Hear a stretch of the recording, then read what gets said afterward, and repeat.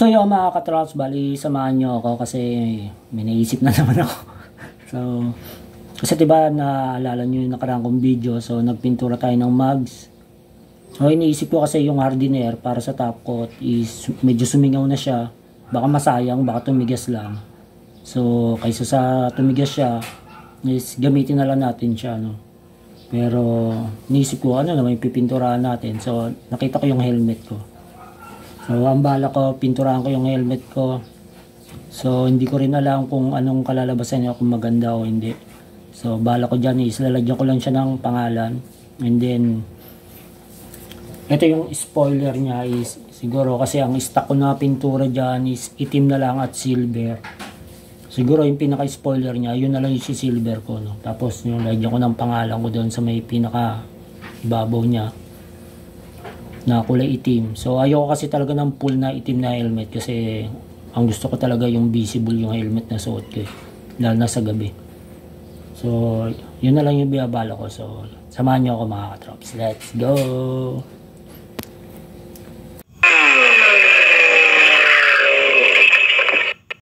So itong na nga pala mga katrops yung aking helmet. So ayan, napinturahan ko na yan mga katrops. Lahat buo na yan, napintahan ko na. So ang dati talagang kulay niya ng original is ito yung likod. So pearl white yan. Shifter nga pala tatak ng helmet natin, no? So dahil nga tayo is puro gas-gas na rin to kasi ilang beses na rin nahulog. So pininturahan ko na buo. So ayan, ginagyan natin ng design na ganyan. Tapos itong tuktok is pinintahan ko yan. Kasi gusto ko nga rin yung maano ang kulay yung visible nga siya, no? So ang nangyari naman dito sa ibabaw na to is yung tinapkutan ko, mukhang kukulo siya. Nakaisang patong pa lang ako ng top coat, mukhang kukulo. So hindi ko na siya tinuloy. Nakaisang patong lang siya kasi kung magpapatong pa ako, sure ako na bibigay na to, kukulo to. So kaya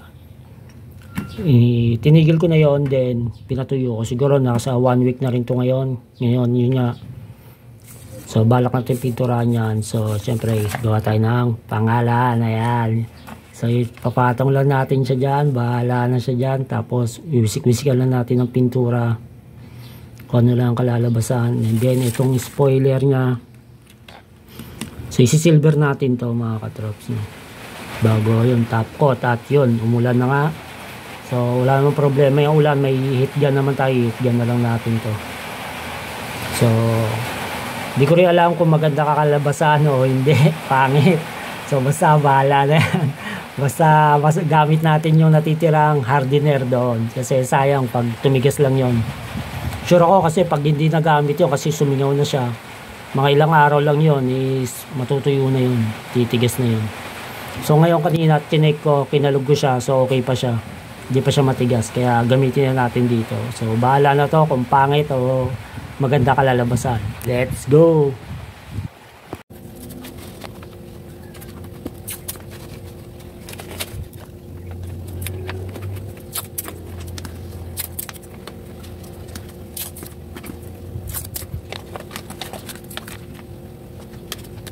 Siguro kaya ako dito sa mga dito. So alam naman siya dito yung para sa isa na.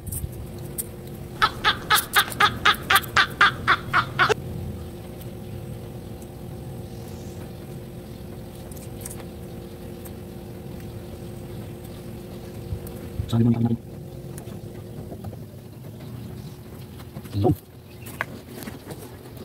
Okay. So ayun na siya mga katrops, bali pipintahan natin to. Ang gagawin ko lang dito naman is papyaw-hapyaw lang yan. Hindi ko naman siya isa-solid mismo ng kulay. Hapyaw-hapyaw lang. Let's go, subukan natin to.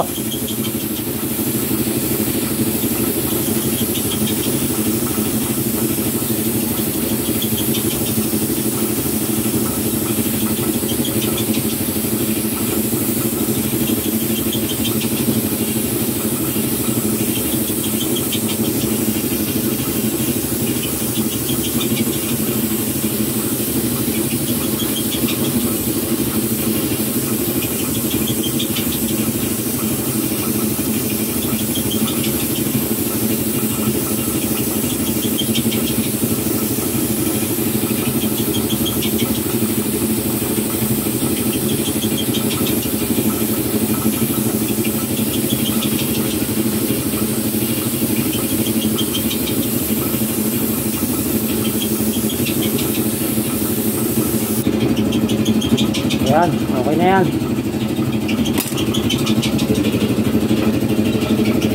So, okay na yan mga katrops.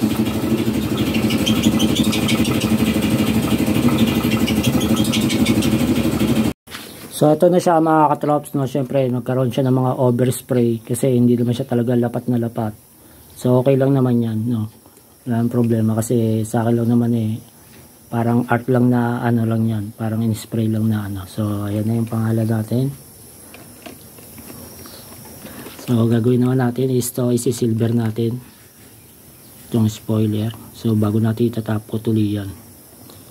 Okay, sana hindi kumulo. Okay ba?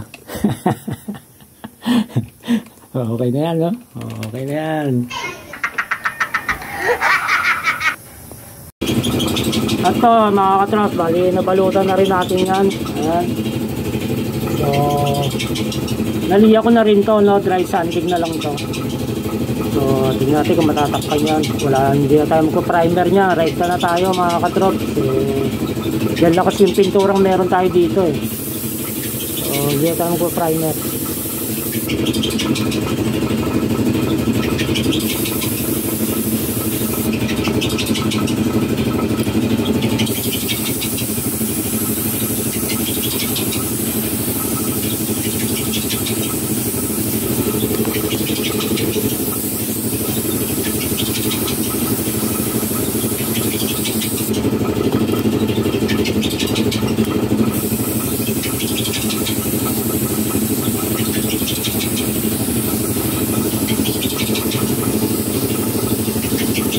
Tatakip naman siguro yan.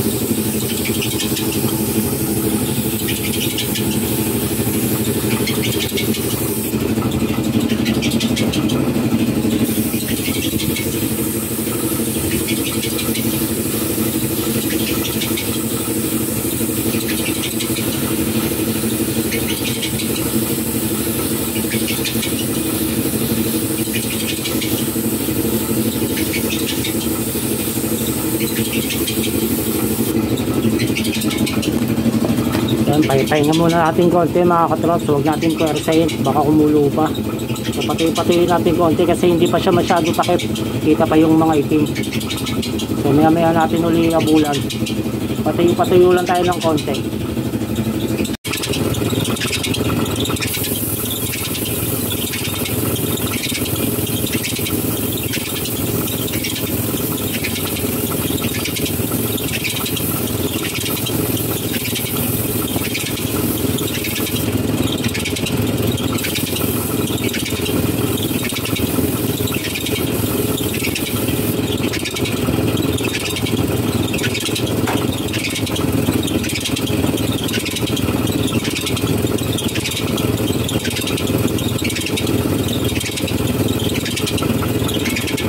So yan mga katrops, okay na siya.